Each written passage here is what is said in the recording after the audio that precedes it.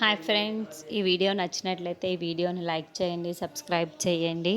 శ్రీకర్ వాళ్ళ నాన్న వాళ్ళ ఇంటికి అయితే వస్తూ ఉంటాడు. ఇంతలో అది చూసిన వాళ్ళ నాన్న అయితే నువ్వు బయటికి మర్యాదగా పో అని చెప్పేసి అంటూ ఉంటాడు. ఆ మాటలు వినగానే అక్కడున్న శ్రీకర్ మాత్రం మన పరిస్థితిని అర్థం చేసుకోండి నాన్న, అన్నయ్య జైల్లో ఉన్నాడు. నేను ఎలాగైనా ఈ కేసుని వాదించి అన్నయ్యని లోపల నుండి బయటికి తీసుకువస్తాను నాన్న, నన్ను నమ్ము నాన్న, ఒక లాయర్గా నన్ను చూడండి నాన్న అని చెప్పేసి అంటూ ఉంటాడు. ఆ మాటలు వినగానే ఇంట్లో ఉన్న వాళ్ళందరూ ఒక్కసారిగా షాక్ అయిపోయి శ్రీకర్ వైపుకు చూస్తూ ఉండిపోతాడు. అక్కడున్న పల్లవి మాత్రం ఏంటి, పెద్ద పెద్ద లాయర్లే మా వల్ల కాదు అని చెప్పేసి వదిలేశారు, అలాంటిది నువ్వు ఒక జూనియర్ లాయర్వి అంతే, నువ్వు ఈ కేసుని వాదిస్తావా? అది నీ వల్ల కాదు.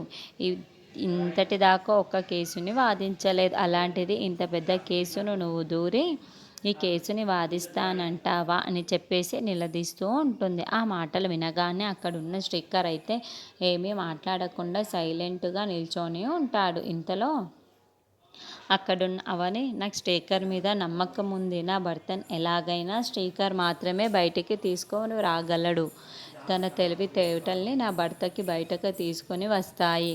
శ్రీకర్కి ఎన్నో తెలివితేటలు ఉన్నాయి, ఆ తెలివితేటలన్నీ నాకు తెలుసు, ఎలాగైనా శ్రీకర్ వాదించి నా భర్తని బయటికి తీసుకొని వస్తాడన్న నమ్మకం నాకు ఉంది.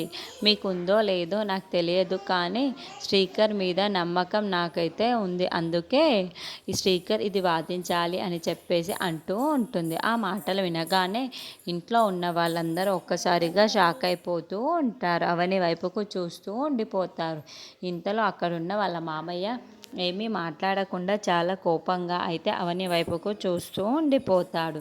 ఇంతలో అక్కడున్న అవని మాత్రం లేదు, శ్రీకర్ ఎలాగైనా సరే ఈ కేసుని వాదించి నా భర్తని బయటకు తీసుకురాగలడన్న నమ్మకం నాకుంది అని చెప్పేసి అంటుంది.